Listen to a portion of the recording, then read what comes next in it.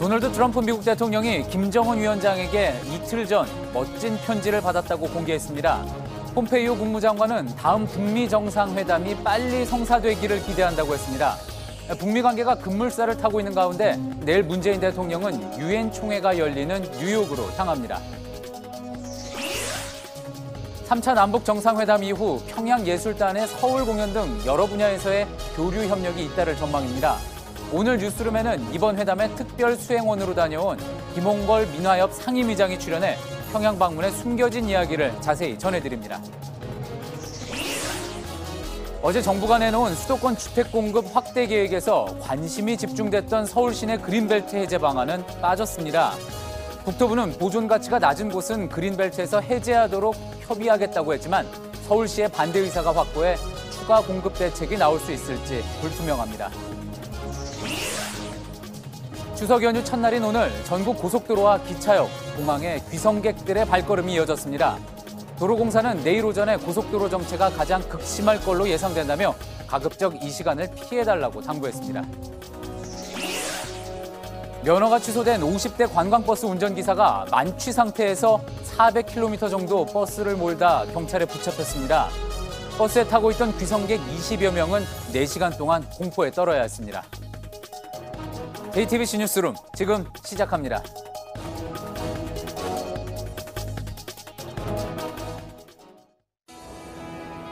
기름 없이 달리는 일상으로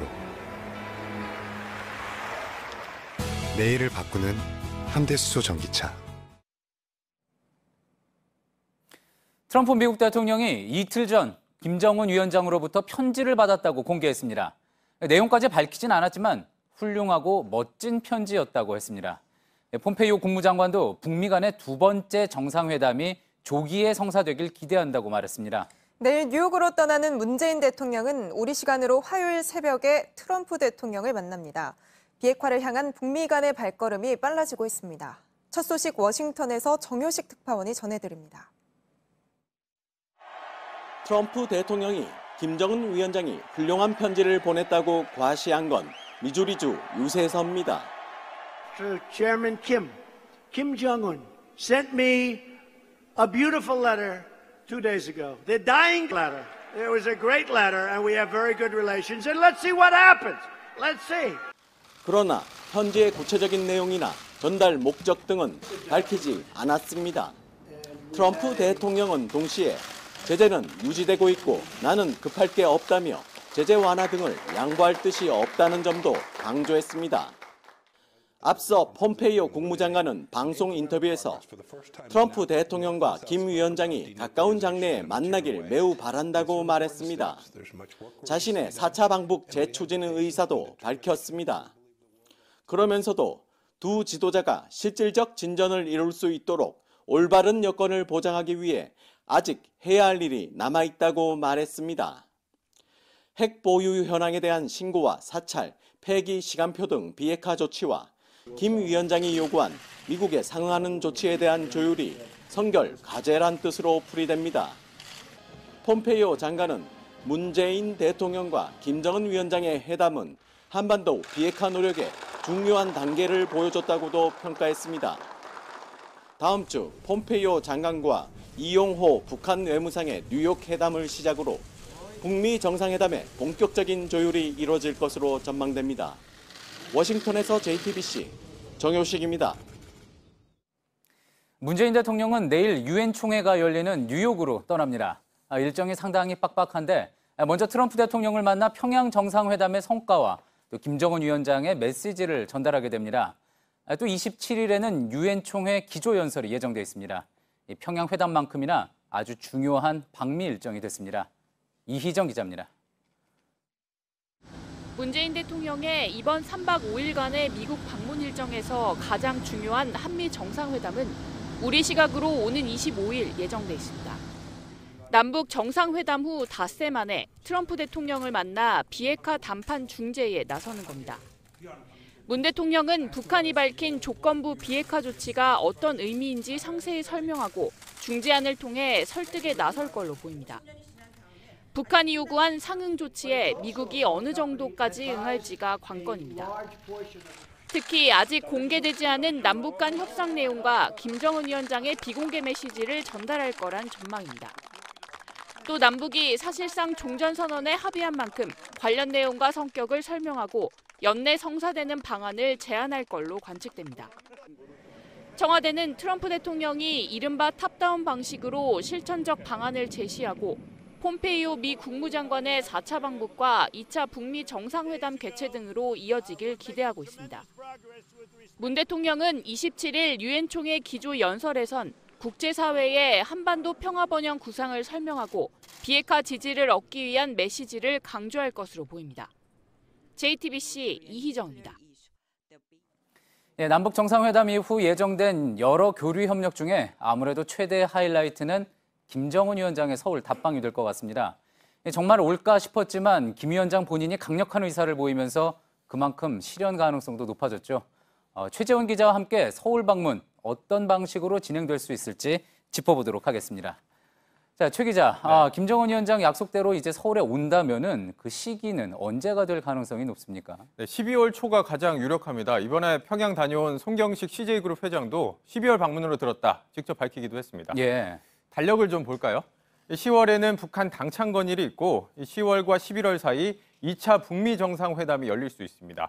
미국 중간 선거도 있고요. 그리고 12월 17일 아버지 김정일 위원장의 기일입니다. 이런 점에서 그 사이 12월 초가 유력하다는 관측입니다. 그렇군요. 문재인 대통령은 올해 안이 될 것이다 했는데 12월 초가 유력하다는 그런 분석이군요. 자, 그렇다면 봄에는 판문점에서 만났고 가을에는 평양, 겨울에는 이제 서울에서 이렇게 계절을 바꿔가면서 만나게 되는 건데 자, 서울에 그러면 오는 경로는 어떻게 될까요?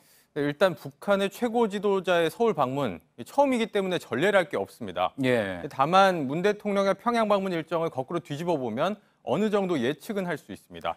하늘길로 온다면 평양 순안공항에서 전용기 참매 1호를 타고 성남 서울공항으로 입국할 것으로 보입니다. 이번엔 김 위원장이 손님이 돼서 환영 행사가 열릴 겁니다. 문 대통령이 직접 마중 나가고 의장대 사열하고 예포 발사하는 장면 다시 볼 수 있습니다. 숙소는 경호에 용이한 서울시내 특급 호텔이 될 것으로 보이는데 김여정, 김영철도 다녀간 광진구 워커힐 호텔이 가장 가능성이 높습니다. 경호와 관련해선 일부 보수단체의 반대 시위가 예상되기 때문에 최고 수준의 경호와 경비가 이뤄질 것으로 보입니다. 그렇군요. 일단 평양에서는 노동당 본부 청사를 공개하지 않았습니까? 그렇기 때문에 서울에서 회담을 하게 된다면 그 장소는 청와대가 될 가능성이 높겠죠. 네, 청와대만큼 안전한 장소가 없기 때문에 아마 이곳에서 꽤 많은 시간을 보내게 될 겁니다. 회담을 하기에 최적의 장소고요. 또 환영 행사를 공항이 아니라 청와대에서 할 수도 있습니다. 또 트럼프 대통령도 다녀갔던 곳 상춘제에서 친교 행사 있을 수 있고요. 함께 경내를 산책하는 행사도 있을 수 있습니다. 첫날 만찬은 청와대 영빈관에서 진행될 것으로 보입니다. 예. 자, 회담은 이제 청와대에서 열린다고 해도 서울 시내를 또 직접 둘러보게 되지 않겠습니까? 어디를 가게 될지도 관심입니다. 네, 여기서 잠깐 김정은 위원장이 최근에 했던 말 하나 소개를 해드리겠습니다. 듣던 대로 아름답다, 많이 배우려 한다. 어디서 한 이야기입니까? 언제냐면 싱가포르 야경 보면서 했던 말입니다. 예. 그때처럼 서울 시내를 둘러볼 수도 있는데 서울의 발전상을 한눈에 볼 수 있는 곳 123층의 잠실 롯데월드타워가 꼽히고요. 또 2032년 올림픽 공동 개최를 추진하는 만큼 서울 올림픽의 상징이라 할 수 있는 곳 잠실 종합운동장도 갈 수가 있습니다. 또 문화공연 보거나 산업시설, 과학기술시설도 둘러볼 수 있습니다. 두 정상이 이제 백두산에서 이야기 나왔던 대로 한라산도 방문 후보지가 될 수 있겠죠. 네, 청와대도 좋은 아이디어다 이렇게 말한 적이 있었는데 이번에는 한라산 백록담 앞에서 이 남북 정상이 손을 함께 치켜드는 장면 연출될 수 있습니다. 이 백두에서 한라까지라는 말 상징적인 의미로만 들렸는데 실제 이뤄질 수 있는 겁니다. 남북 두 정상의 관심사인 철도 도로 관련 행사도 거론이 되고 있습니다. 파주 경의선 연결 구간에서 함께 착공식을 한다는 겁니다. 네, 여기까지 듣겠습니다. 최재원 기자였습니다. 김정은 위원장의 서울 방문 외에도 남북 간 교류의 훈풍은 연말까지 이어질 걸로 보입니다.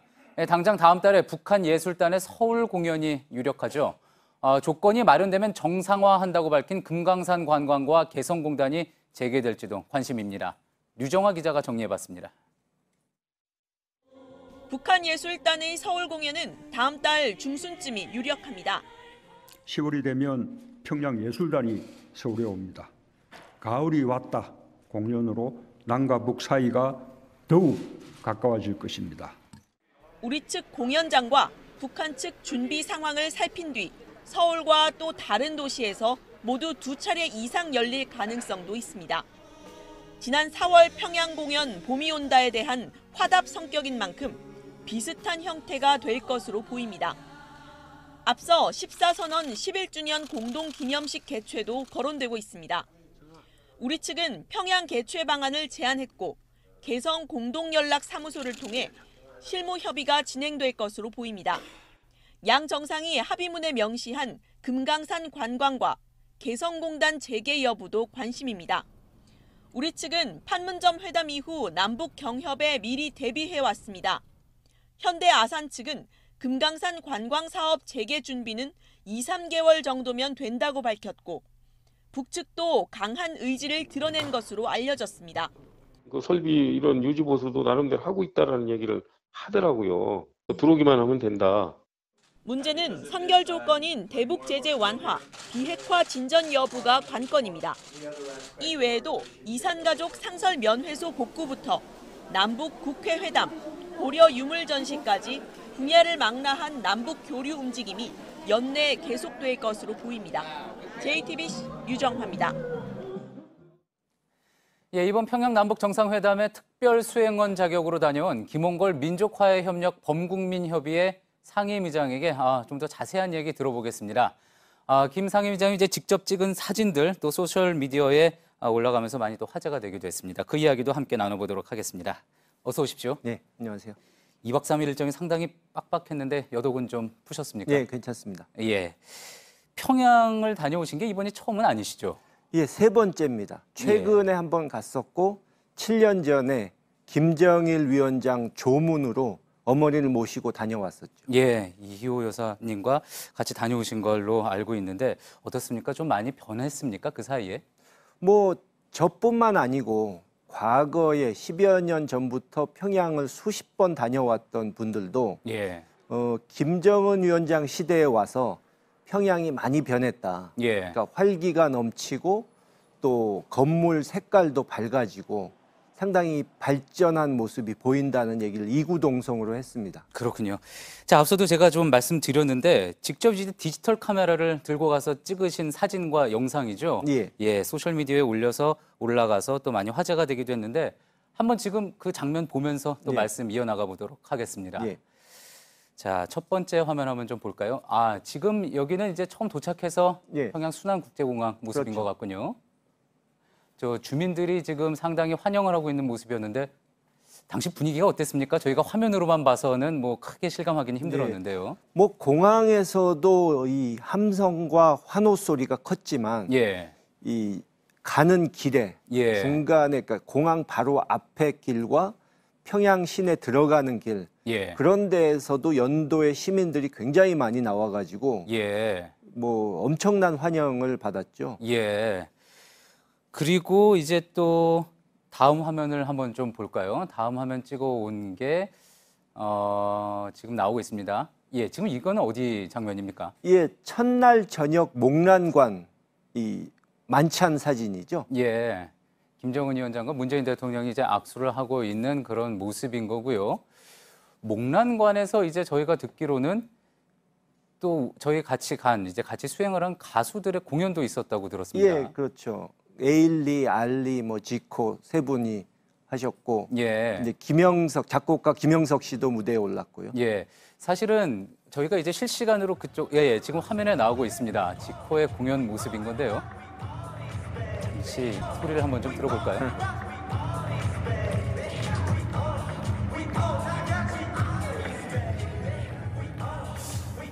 저희가 상당히 궁금했던 게 예. 북한 주민들이 볼 때 저런 힙합 공연을 어떤 시각으로 바라볼까 했었거든요. 직접 보시니까 어땠습니까? 글쎄요, 뭐 북쪽 분들이 거기 많이 계시진 않았지만 예. 좀 어떻게 반응을 해야 될지 예. 조금 난감한 표정이었습니다. 지금 화면에서도 네, 나타나고 익숙치가 있는데 않으니까요. 그렇죠. 네. 아무래도 많이 사실 낯설어하고. 저도 힙합을 라이브로 들어보긴 처음이었거든요. 예. 지코 입장에서는 공연을 하기 상당히 쉽지가 아무래도 이제 관객의 호응이 또 중요할 텐데 그렇죠. 네. 예, 쉽지는 그러니까 않았을 것 같습니다. 주로 이제 박수 쳐준 분들은 우리 남쪽에서 간 분들. 예. 아무래도 뭐 가수 에일리나 알리 같은 경우에는 어느 정도 좀 익숙한 선율이기 때문에 뭐 예. 공연에서 많이 호응도 있었을 것 같다 이렇게 짐작은 해볼 수가 있겠군요. 예, 그렇습니다. 예. 목란관에서 이제 어떤 메뉴로 식사를 했는지 그 부분도 이제 관심이 많이 쏠렸었는데, 예, 지금 지금 화면에 나오고 있는 게 메뉴판의 모습이고, 메뉴판에 저렇게 지금 문재인 대통령, 대한민국 대통령 내외분을 환영한다 저런 문구가 적혀 있는 거군요. 예, 저도 뒤늦게 발견하고 깜짝 놀랐습니다. 예. 그러니까 남북 정상의 어떤 공동 선언문 서명이야 당연히 이 정식 국호를 쓰지만 예. 북측에서 우리 쪽을 대한민국 이렇게 불러준 것은 본 적이 없거든요. 아, 그랬습니까? 근데 저렇게 정식으로 인쇄를 해서 예. 대한민국 대통령 이렇게 불러준 것은 예. 굉장히 파격적이다 예. 하는 생각이 들었죠. 저건 이제 목란관에서 모든 이제 수행원들에게 나눠준 그 메뉴판, 그 자리마다 있었던 메뉴판에 그렇습니다. 저렇게 문구가 새겨져 있었던 거죠. 예. 예, 그렇군요. 지금 뭐 메뉴도 하나하나 지금 나오고 있는데 음식은 어땠습니까? 지금 메뉴판에 있는 내용들로 봐서는 상당히 진수성찬이 나온 것 같은 그런 느낌이 있기도 그렇습니다. 합니다. 가지수도 많고 아주 진수성찬인데 예. 한 절반 이상은 이제 연회용 음식, 그러니까 북측의 전통 음식이 아니고 예. 약간 좀 퓨전, 그러니까 외국 손님이 와도 뭐 부담 없이 먹을 수 있는 그런 류의 음식이 많았죠. 예. 입에는 잘 예, 맞으셨습니까? 아주 음식은 좋았습니다. 예. 특히 뭐 이 옥류관 같은 데서 예. 이 원래 냉면 맛을 조금 바꿔서 남쪽 분들 입맛에 맞춰서 내놓은 것 같더라고요. 아, 그렇습니까? 예. 예. 아, 이전에도 이제 방문하셨을 때 옥류관을 예. 가셨을 텐데 그때하고 조금 맛이 그러니까 바뀌는... 불과 2달 전인데 예. 맛이 우리 입에 더 맞는 그런 쪽으로 바뀐 걸 느꼈습니다. 아, 그렇군요. 알겠습니다. 다음 화면으로 또 넘어가 보겠습니다. 예, 이거는 지금 능라도 5일 경기장에서 있었던 집단체조 모습이겠죠? 예, 그렇습니다. 빛나는 조국 집단체조를 이제 직접 김홍걸 상임위장님이 찍어온 화면을 지금 보고 있습니다. 상당히 웅장하고 화려했던 것으로 알려져 있는데 실제 보시니까 어떠셨습니까? 예, 뭐 일단 이 전면에 보이는 이 뭐라고 그래야 되나 마스 게임이라고 그러나요? 예, 그 예. 글자 나오게 하고 그런 것만 해도 예. 만 몇천 명이 앉아서 한다고 들었거든요. 예. 그러니까 한 15만이 모인 그 경기장이니까 예. 문재인 대통령 그 연설하실 때 그 예. 함성 소리 그게 완전히 뭐 천둥치듯이 들렸죠. 예. 우레와 같은 소리가 들린다는 게 정말 예. 문자 그대로 그러니까 남쪽에서 느껴졌겠군요. 간 분들은 다들 정말 처음 하는 경험이었죠. 예. 자, 마지막으로 준비되어 있는 화면도 이어서 한번 볼까요? 국무위원장의 소개로 여러분에게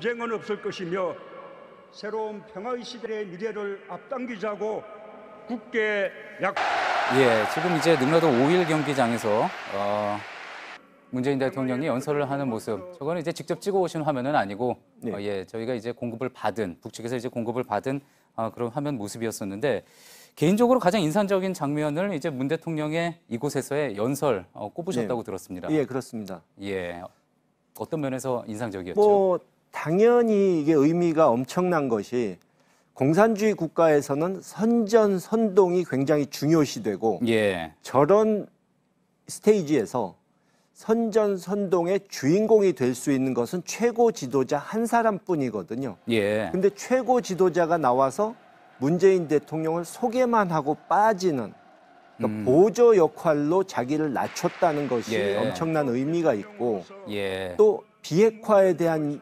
메시지를 우리 대통령이 수많은 북한 주민 앞에서 했다는 건 굉장히 큰 의미가 있는 거죠. 그렇겠군요. 북한 주민들 입장에서는 어떤 본인들의 매체를 통해서나 간접적으로 들었을 텐데 그거를 우리 리더의 입장에서 입에서 직접 들었다는 것 상당히 의미가 있었을 것 같습니다. 김정은 위원장과 이제 따로 만나서 이야기를 할 기회도 있으셨죠? 뭐 잠시 인사 나눴죠. 어떤 이야기를 했습니까? 뭐 길게 얘기 나눈 것은 아니고요. 예. 또 뭐 여기서 다 밝히기도 그렇지만 예. 일단 뭐 전에 이제 조문 와주었던 거 그 얘기 나오니까 고맙다고 하고 예. 또 2015년에 저희 어머니께서 방문하셨을 때 예. 이 직접 만나지 못한 점은 좀 미안하다는 예. 뜻으로 얘기를 했죠. 우리 정상의 북한 방문의 길을 사실 처음 뚫은 게 이제 2000년에 부친인 김대중 대통령 아니시겠습니까? 그 당시를 기억하시는 분들도 많이 있던가요, 북측에? 예, 북측 분들은 뭐 지난번 방문 때도 그렇고 이번도 그렇고 이게 만나면은 6.15란 것이 얼마나 우리에게 예. 이 우리 한민족에게 예. 중요한 의미를 가지는지 예. 또 6.15가 있었기 때문에 14도 있고 이번에 4.27부터 계속되는 이런 남북 회담도 있을 수 있었다 예. 하는 점을 굉장히 그 의미를 강조해서 예. 얘기하는 것을 자주 들었습니다. 예. 알겠습니다. 여기서 마쳐야 될 것 같습니다. 귀한 사진들도 영상 보여주시고 또 시간 내주셔서 감사합니다. 김홍걸 민족화해협력 범국민협의회 상임위장이셨습니다. 네, 감사합니다. 예, 지난 18일 남북 정상이 백화원 영빈관에서 만나는 생중계 화면에 비속어가 들리는 것으로 알려지면서 논란이 되고 있습니다. 해당 장면은 남북 정상회담 주간 방송사인 KBS가 중계했는데 청와대 게시판에는 현장에 있던 KBS 관계자가 욕설을 한 것 아니냐고 의혹을 제기하며 처벌해달라는 국민청원도 올라왔습니다. 문제가 커지자 KBS 측은 오늘 공식 입장을 내고 당시 현장에는 방북 취재기자와 촬영기자가 없이 청와대 전속 촬영 담당자와 북측 인사 등만 동석한 상황이었다고 밝혔습니다. KBS 촬영기자는 백화원 입구 현관까지만 화면을 촬영했다고도 덧붙였습니다. 청와대도 지금 어떻게 된 건지 사실관계를 파악 중이라고 밝혔습니다. 어제 정부가 발표한 부동산 공급 대책의 핵심은 3기 신도시였습니다. 아무래도 가장 궁금한 건 도대체 신도시가 어디에 들어서는지 또 과연 정부가 원하는 정도의 주택 공급 효과를 낼 수 있을지인데요. 시장이 꼽고 있는 신도시 후보지는 어디고 또 신도시 성패를 가를 변수는 무엇인지 이세누리 기자가 취재했습니다. 3기 신도시 성공 여부는 입지에 달려 있습니다. 후보로 거론되는 곳은 서울 아래쪽으로 경기 광명과 하남, 성남 과천을 비롯해 서울 위쪽으로 경기 고양 김포 일대입니다. 서울 도심에서 25km 내외로 기존 신도시 때보다 가까워졌습니다. 그래도 중요한 것은 서울에 접근이 쉬운 교통 인프라입니다. 도로나 철도 같은 기반 시설이 이미 갖춰져서 아파트만 완성되면 바로 대체 수요로 가능하도록 3기 신도시는 서울과 기존 신도시 사이에 들어섭니다. 이에 따른 교통 체증이나 주민 반발도 풀어야 할 과제입니다. 기존 신도시 인근에 연담화돼서 이어지다 보니까 지역의 과밀화 문제라든지 환경 문제라든지 교통 문제 이런. 실제 신도시 분양이 이뤄지기까진 수년이 걸리기 때문에 수급 예측에 더욱 신중해야 한다는 목소리도 있습니다. 무주택자 아니면은 청약하기가 어려워졌잖아요. 1주택자도 제한을 받기 때문에 공급보다 수요가 작으면 미분양 날 확률도 있거든요. 정부는 3기 신도시 택지 한두 곳은 올해 안에 발표하고 나머지 3-4곳도 내년 상반기까지 내놓기로 했습니다. JTBC 이세누리입니다. 결국 집값을 잡으려면 수요가 몰리는 곳에 공급을 늘려야 하는데 정부 입장에서 집 지을 곳 찾기가 쉽지만은 않은 상황입니다. 당장 어제 계획이 발표된 지역 주민들도 크게 반발하고 있고 그린벨트 문제를 놓고 지자체와의 갈등도 계속될 것으로 보여 정부가 넘어야 할 산은 많아 보입니다. 구희령 기자입니다. 국토교통부는 우선 서울 도심에 약 10,000채를 공급한다면서 11개 부지 중 2곳만 공개했습니다. 가락동의 옛 성동 구치소 자리와 개포동 재건마을입니다.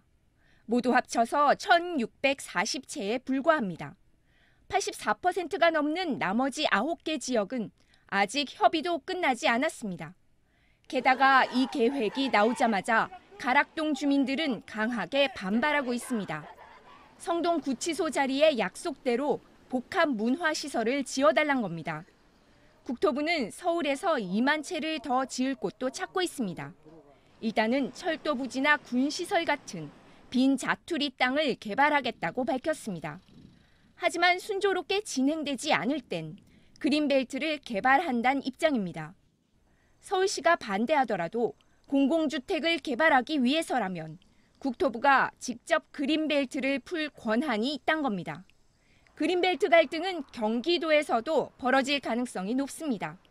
20만 채가 들어서는 대규모 택지는 대부분 경기도의 그린벨트 지역이기 때문입니다. 이달 초 과천 선바위 지역 그린벨트가 후보지로 알려지자 과천시와 주민들이 크게 반대하기도 했습니다. JTBC 구희령입니다.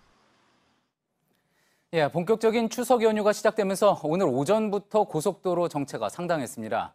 당초 오후 8시쯤이면 풀릴 거란 이야기가 있었는데 지금 상황은 어떤지 경부고속도로 서울요금소에 나가 있는 취재기자를 연결해 보겠습니다. 자, 어한희 기자, 지금 뒤로 봐서는 조금씩 천천히라도 차량이 많이 움직이고 있는 것 같은데 지금 정확한 상황이 어떻습니까? 네, 아침 8시와 낮 12시 두 차례 최고조에 달했던 교통정체가 저녁부터는 평소 주말 수준으로 차츰 풀리는 모습입니다. 저녁 9시에 서울요금소를 출발하면 부산까지 4시간 30분, 광주는 3시간 20분, 대전은 1시간 30분, 강릉 2시간 40분이 걸릴 것으로 예상됩니다. 평소와는 큰 차이가 없는 겁니다.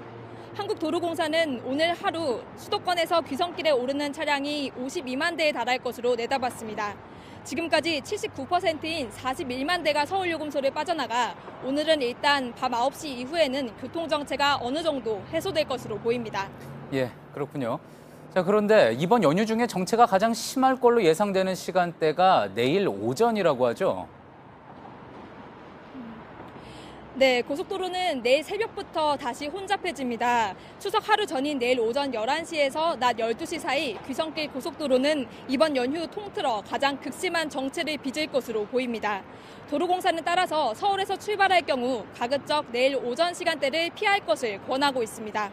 또 내일부터 사흘 동안은 민자고속도로를 포함해 전국 모든 고속도로의 통행료가 면제됩니다.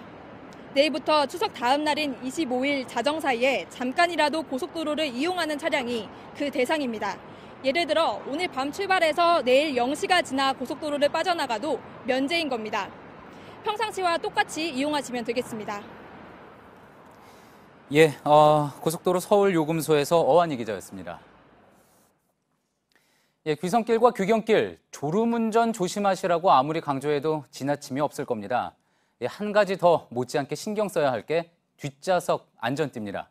고속도로뿐 아니라 일반 도로에서도 뒷좌석에서 안전띠를 매는 게 왜 중요한지 박민규 기자가 알려드립니다. 속도를 줄이지 못한 채 앞서가던 차량에 부딪히고 앞을 제대로 보지 않다가 가드레일을 들이받습니다. 블랙박스에 찍힌 졸음운전 사고 모습입니다. 사고가 특히 집중되는 건 오후 2시부터 4시까지입니다. 낮이라고 긴장을 늦춰선 안 되고 안전띠는 뒷좌석까지 꼭 매야 합니다. 실험을 통해 그 이유를 눈으로 확인할 수 있습니다. 시속 48km로 달리는 승용차가 벽에 정면으로 부딪히는 상황입니다. 몸을 잡아줄 안전띠가 없으니 뒷사람이 앞좌석까지 튕겨나갑니다. 얼굴은 물론 목과 허리를 심하게 다치게 됩니다. 이렇게 안전띠를 하지 않을 경우 사망률은 1.54%, 착용했을 때보다 4배가량 높아집니다. 최근 조사 결과를 보면 뒷좌석 탑승자 3명 중 1명만 안전띠를 착용하고 있었습니다. 서울에서 요금소를 거쳐 고속도로로 나가는 차량 4,700대를 조사한 결과입니다. 오는 28일부터는 모든 도로에서 전좌석 안전띠 착용이 의무화됩니다. 지키지 않으면 과태료 3만 원이 부과되고 동승자가 어린이일 경우에는 6만 원까지 올라갑니다. JTBC 박민규입니다. 이번 연휴에도 가족과 함께하지 못하고 극단적인 상황에서 추석을 보내야 하는 사람들이 있습니다. 노동 환경을 개선하라며 조명탑 위에 올라가 농성을 하고 있는 한 택시 운전사의 이야기인데 이렇게 홀로 보내는 추석이 2번째가 됐습니다. 이수진 기자가 만나봤습니다. 비와 바람을 막는 건 임시 구조물과 비닐이 전부입니다. 금방 끝낼 거라 생각했던 농성은 1년을 넘겼습니다. 평범했던 택시 운전사는 이곳에서 2번째 추석을 맞습니다. 식사는 식은 된장국과 열무김치. 몸 움직이기도 어려운 한평 남짓한 공간에 명절 분위기는 없습니다. 제가 이 약을 먹으면서 지금 25m 조명탑 위에서 농성을 시작한 건 384일 전입니다. 택시기사 처우 개선과 산업금 폐지를 요구하면서 올라갔습니다. 김 씨는 하루 10시간씩 한 달을 쉬지 않고 일해도 산업금을 빼고 나면 월 200만 원 벌기도 어렵다고 말합니다. 내가 1, 2만 원이라도 가져갈 수가 있다란 말이에요. 그러다 보니까 이제 장시간 노동을 하는 거죠. 장시간 노동을 하다가 보면 결국은 사고로 이어지고. 버틸 때까지 버틸 생각이지만 가족이 보고 싶은 마음은 견디기 힘듭니다. 아빠도 또 내려가면 우리 딸과 할머니랑 함께 즐거운 시간 보낼 수 있도록 아빠가 열심히 노력할 거니까 딸 사랑해. 농성자 노동자의 추석 소원은 내년 명절엔 가족과 함께하는 것 하나였습니다. JTBC 이수진입니다. 추석 귀성객을 태우고 만취 상태로 고속도로를 질주하던 관광버스 기사가 경찰에 붙잡혔습니다. 20명 넘는 귀성객이 4시간 동안 공포에 떨었는데 심지어 이 운전기사는 이미 음주운전으로 면허가 취소된 무면허 상태였습니다. 홍지용 기자입니다. 순찰차가 경광등을 켜고 오른쪽 갓길로 들어섭니다. 관광버스가 그 뒤를 따라갑니다. 만취 상태로 400km를 질주하던 운전기사 59살 김모 씨가 경찰에 붙잡히는 순간입니다. 이 버스는 오늘 새벽 1시 25분 귀성객 20여 명을 태우고 서울 고속버스 터미널을 출발했습니다. 4시 52분쯤 경주나들목 부근에서 버스가 차선을 물고 비틀거린다고 다른 운전자가 경찰에 신고했습니다. 경찰은 5시 27분쯤 서울산 나들목 부근에서 버스를 발견하고 뒤쫓았습니다. 10km가량 추격전을 벌인 끝에 경찰은 버스를 세우고 김 씨를 붙잡았습니다. 음주 측정 결과 김 씨의 혈중 알코올 농도는 0.165%로 면허 취소에 해당하는 수치가 나왔습니다. 심지어 김 씨는 이미 3차례 음주운전으로 적발돼 지난해 2월 면허가 취소된 상태였습니다. 김 씨는 전날 밤 저녁 식사를 하면서 소주 반병을 마셨다고 진술했습니다. 버스에 타고 있던 귀성객 20여 명은 4시간 동안 불안에 떨어야 했습니다. 앞길에 뭔가 이렇게 자갈 위를 순간적으로 달리는 듯한 소리가 들렸거든요. 근데 굉장히 말씀하시는 게 어눌했어요. 이 운전기사분이 이제. 경찰은 면허 취소 상태인 김 씨가 어떻게 버스를 몰 수 있었는지 조사하고 있습니다. JTBC 홍지용입니다. 박근혜 정부 국정농단 사건의 핵심 인물이죠. 이른바 문화계 블랙리스트 사건으로 수감 중이던 조윤선 전 수석이 오늘 풀려났습니다. 하지만 곧 열릴 이른바 화이트리스트 사건 선고 재판에서 다시 구속될 가능성도 적지 않은 데다가 최근 재판 거래 의혹에 관여한 정황도 드러나 검찰 수사에서도 자유롭지 못한 상황입니다. 최승기 기자입니다. 조윤선 전 정무수석이 검은 정장 차림으로 서울구치소를 빠져나옵니다. 지난 1월 항소심 판결로 법정 구속된 지 242일 만입니다. 지금 저에 대해서 아직 3건의 재판이 진행되고 있습니다. 많은 재판 절차에서도 성실하게 임하도록 하겠습니다. 이날 서울구치소 앞에는 보수단체 회원 등 100여 명이 찾아와 조 전 수석을 향해 태극기를 흔들기도 했습니다. 조 전 수석은 정부의 비판적인 특정 단체나 예술가의 이름 등을 정리한 블랙리스트를 작성한 혐의로 구속 기소됐습니다. 이후 1심에서 집행유예를 선고받은 뒤 지난해 7월 석방됐습니다. 하지만 올해 1월 항소심 재판부는 새로 발견된 증거 등을 토대로 블랙리스트 관여 혐의를 유죄로 인정했고 조 전 수석에게 징역 2년을 선고한 뒤 법정 구속했습니다. 이후 대법원은 구속기한 안에 심리를 끝낼 수 없다며 구속 취소 결정을 내렸고 결국 조 전 수석이 다시 석방된 겁니다. 한편 조 전 수석은 박근혜 정부 시절 보수단체를 불법 지원한 이른바 화이트리스트 사건으로 징역 6년을 구형받아 다음 달 5일 1심 선고를 앞두고 있습니다. JTBC 최승기입니다. 미국 뉴욕의 한인 밀집 지역에 있는 산후조리원에서 갓 태어난 아기 3명이 흉기에 찔려 크게 다쳤습니다. 유력한 용의자로 이곳에서 일하는 50대 여성이 지목됐습니다. 조택수 기자입니다. 한인들이 많이 사는 미국 뉴욕 북서부 플러싱 지역의 한 산후조리원입니다. 구급차가 서 있고 문 앞에는 기저귀가 보입니다. 현지 시각 21일 새벽 3시 45분쯤 이곳에서 갓 태어난 아기 3명이 흉기에 찔린 채 발견됐습니다. The uniformed members of the service found several people with stab wounds. 3 of the injured were infants ranging from the age of 3 days to 1 month old. 아기 아버지와 여성 직원 등 2명도 다리와 가슴을 찔렸습니다. 모두 병원으로 옮겨졌고 생명에는 지장이 없습니다. 사건 당시 조리원에는 여자 아기 5명과 남자 아기 4명 그리고 산모들이 있었습니다. 이 조리원에는 주로 중국인들이 드나들었고 한국인도 가끔 보였다고 CNN은 보도했습니다. 또 주정부에서 허가를 받지 않은 곳이라고도 덧붙였습니다. She said, "Oh, there's an infant baby or pregnant woman, midwife. They always go inside and come out." 경찰은 건물 지하실에서 팔을 자해해 피를 흘리며 쓰러져 있던 52살 여성을 유력한 용의자로 보고 범행 동기를 조사하고 있습니다. JTBC 조택수입니다.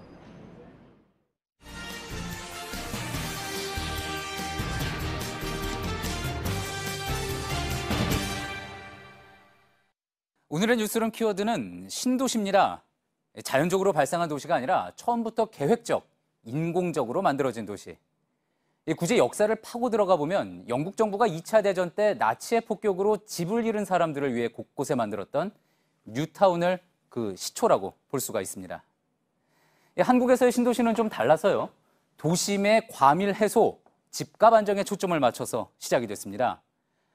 한 코미디 프로에서 집주인이 세입자에게 방 빼라고 외쳤던 게 유행어가 될 정도로 집 없는 서민들의 고통이 커질 무렵 노태우 정권은 주택 200만 호를 공급하겠다며 분당과 일산 등 1기 신도시 계획을 발표합니다.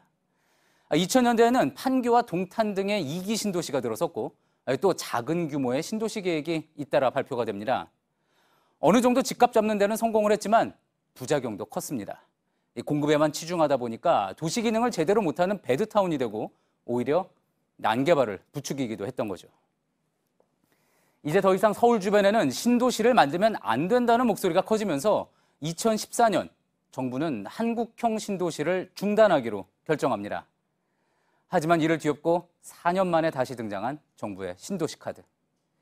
과열된 부동산 시장을 치료할 특효약이 될지 아니면 또 하나의 거대한 아파트 숲을 만들고 말 것인지 돌이킬 수가 없기에 더 정교한 처방이 필요한 오늘의 뉴스룸 키워드 신도시였습니다.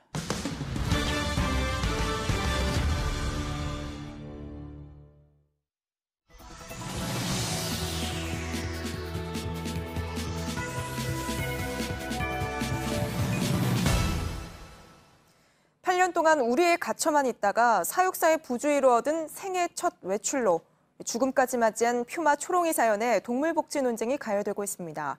이렇게 사람의 실수로 동물이 죽거나 갇히는 일은 그동안 반복돼 왔습니다.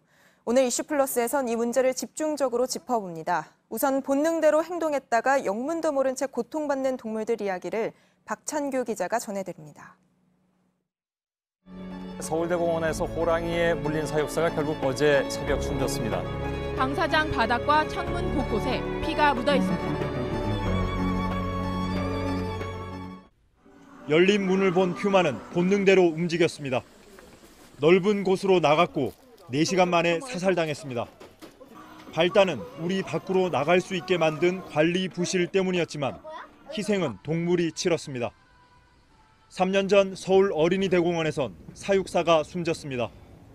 사자들이 있는 걸 모르고 방사장에 들어갔다가 공격받았습니다.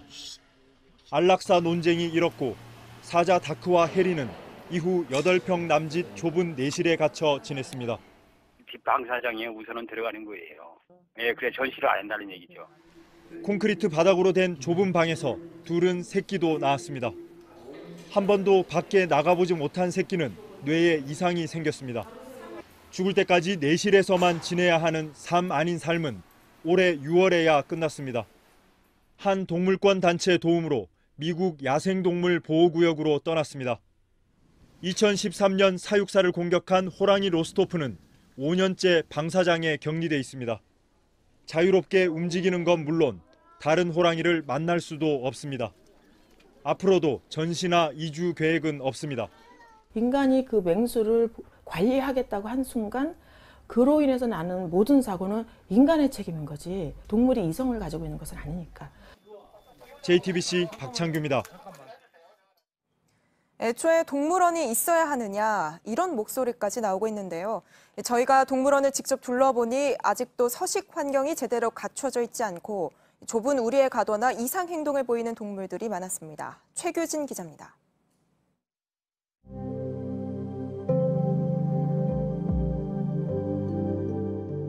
눈동자는 초점을 잃었고 표정은 멍했습니다. 철창 안에서 할 수 있는 건 그저 시간을 보내는 일뿐입니다. 코끼리는 몸이 젖어도 비를 피하지 않습니다. 비틀거리는 이상 행동을 반복합니다. 좁은 곳에서 혼자 지내는 스트레스로 인한 정형 행동입니다. 경계에 서서 밖으로 나가지를 못하잖아요. 저기서 멈춰 삼초를 이렇게 의미 없는 행동을 계속 반복하고 있는 것 같아요. 코끼리는 안 그래도 이제 사회적 동물이기 때문에 안 그래도 혼자 두는 것이 저렇게 정신 상태에 좋지 않아요. 호랑이와 사자는 작은 구멍에 고개를 처박는 행동을 반복합니다. 관람객이 주는 먹이 말고 다른 활동은 모두 제한됐기 때문입니다.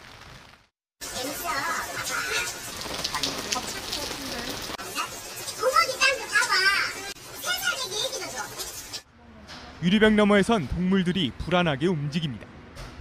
야행성 동물이지만 형광등 때문에 제대로 잠을 못 잡니다. 열악한 환경에서 동물이 폐사하면 새로운 개체로 대체될 뿐입니다. 국내에 등록된 동물원은 모두 46곳.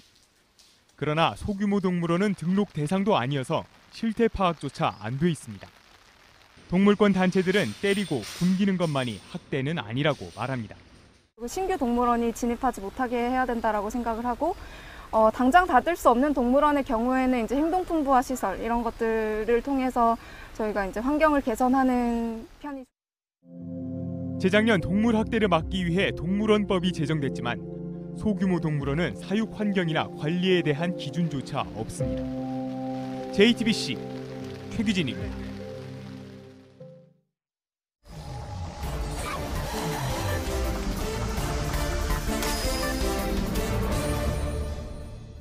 예, 비하인드 뉴스 안지연 기자 나와 있습니다. 안 기자, 첫 번째 키워드 볼까요? 네, 첫 키워드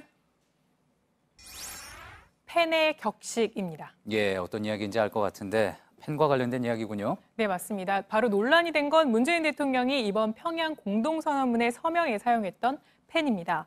이 화면을 보시면 문 대통령이 사용한 펜은 바로 네임펜입니다. 제가 오늘 이 펜을 직접 들고 나왔는데 주변에서 흔히 볼 수 있는 펜이고요. 지금 안지연 기자가 들고 있는 저 펜과 똑같은 펜인 거군요. 네, 맞습니다. 예. 이 펜 굵기는 비교적 굵은 편인데 가격은 한 800원 정도 합니다. 800원이요? 네. 예, 근데 그 펜이 왜 문제가 된 겁니까? 네, 문제가 된 건 온라인상에서 이 펜이 남북 정상회담 격식에 맞지 않다 이런 지적이 나온 겁니다. 예. 실제로 저희가 온라인상의 반응을 찾아보니까 이 네임펜을 사용한 것을 두고 청와대 의전 비서관의 자격 논란까지 벌어지고 있었습니다. 예. 그러니까 정상회담 합의문에 통상 사용하는 만년필이 아니라 이 1,000원도 안 되는 네임펜이 격식에 맞지 않다. 의전 비서관이 제대로 준비하지 않은 거 아니냐 이런 지적이 나온 겁니다. 그래서 실제로 과거에 김대중 전 대통령과 노무현 전 대통령이 김정일 국무위원장과 서명할 때 모습을 보니까 보시는 것처럼 만년필을 사용하긴 했습니다. 그렇군요. 본인이 가장 잘 써지는 펜을 쓰면 큰 문제 없을 것 같은데 실제로 그런데 청와대 의전 실수일 가능성도 있습니까? 그래서 저희가 청와대에 직접 확인해 보니까 전혀 아니다 이렇게 답을 했습니다. 예. 그러면서 청와대 관계자는 이런 말을 했는데요. 이 네임펜을 대통령이 선호했다. 그리고 평소에도 자주 써서 편하게 생각하는 펜이다. 이렇게 설명했습니다. 예. 실제로 문 대통령은 좀 굵은 펜을 선호하는 편이어서 지난해 4.27 판문점 선언 서명 때도 보시는 것처럼 붓펜을 사용했다. 이렇게 덧붙이기도 했습니다. 예. 이 밖에 저희는 실제로 이 펜이 외교상의 문제가 될 수 있는지도 알아봤는데요. 그 외교부의 그 의전 관계자에게 한번 물어봤더니 보시는 것 같은 답을 했습니다. 그러니까 어떤 펜으로 할지는 각자 자유고 매너나 의전 수준과는 전혀 관계가 없다. 그리고 오히려 현장에서 가장 중요하게 생각하는 건 잘 나오는 펜이다. 이렇게 설명했습니다. 예, 그렇군요. 자, 의전 실수라는 거는 뭐 사실상 해프닝이라고 볼 수가 있겠군요. 다음 키워드 볼까요? 네, 다음 키워드는 선시가 후 처가입니다. 추석과 관련된 이야기 같은데 시가와 처가 어떤 이야기입니까? 네, 추석 명절 모습을 저희가 빅데이터로 분석한 결과를 얘기해 보려고 합니다. 예. 이 키워드에서 말한 선시가 후 처가라는 말은 추석 명절 때 시가를 먼저 가고 나중에 처가를 간 비율이 높았다 이런 결과인데요. 어떻게 분석한 거냐면 카카오톡 내비 이용자들이 지난해 추석 연휴 기간에 카톡 내비를 사용한 이 기록을 빅데이터로 분석한 결과입니다. 신선한 방식이네요. 네, 중앙선대위가 이 카톡 내비와 같이 한 이 결과였는데요. 그랬더니 시가의 길 안내한 요청을 봤더니 지난해 추석 당일 바로 전날 오전 10시와 11시에 이 시가 길 안내를 요청한 건이 가장 많았습니다. 초과 길 안내를 봤더니 이 추석 당일날 오후 3시에 가장 많은 것으로 나타났습니다. 그러니까 추석 전날에 시가를 많이 먼저 가고 당일 점심 이후에 처가로 간 사람이 많았다는 건데, 그러니까 앞서 말씀드렸던 오후 3시는 이 남자 입장에서는 아들에서 사위로, 또 여자 입장에서는 며느리에서 딸로 변하는 시간이다. 이런 분석입니다. 오후 3시가 상당히 중요한 시간이 되는 거군요. 자, 이건 추석뿐만 아니라 설에도 같은 이야기가 나올 것 같은데, 그러니까 부모님 댁을 먼저 가느냐, 어떻게 하느냐 놓고 이제 고민이 많을 겁니다. 아직까지는 그런데 이제 보니까 남자 쪽을 가는 경우가 많다, 이런 이야기인 거군요. 네, 그렇습니다. 그리고 또 다른 여론조사 결과도 살펴봤는데요. 명절에 시가를 먼저 방문했다, 이런 비율은 61.9%로 가장 높았습니다. 반대로 처가를 먼저 방문했다는 비율은 5.4%에 그쳤습니다. 사정에 따라서 이 비율이 다를 수 있다. 처가를 먼저 방문했다는 건 4.2%에 그쳤고요. 사정에 따라 방문했다는 건 20% 정도였습니다. 이런 것 때문에 이 부모님 방문 형태가 불합리하다, 이런 응답은 여성 응답자들 사이에서 높게 나왔습니다. 그랬겠군요. 시간이 없어서 여기서 좀 마무리를 해야지 될 것 같습니다. 잘 들었습니다. 비하인드 뉴스 안지연 기자입니다. 오늘 밤부터 차차 구름이 많아지겠습니다. 내일은 중부지방과 전라도에 새벽부터 낮 사이 비가 조금 내리겠는데요. 추석인 모레는 다시 날이 쾌청해져서 전국 대부분 지역에서 환한 보름달을 볼 수 있겠습니다.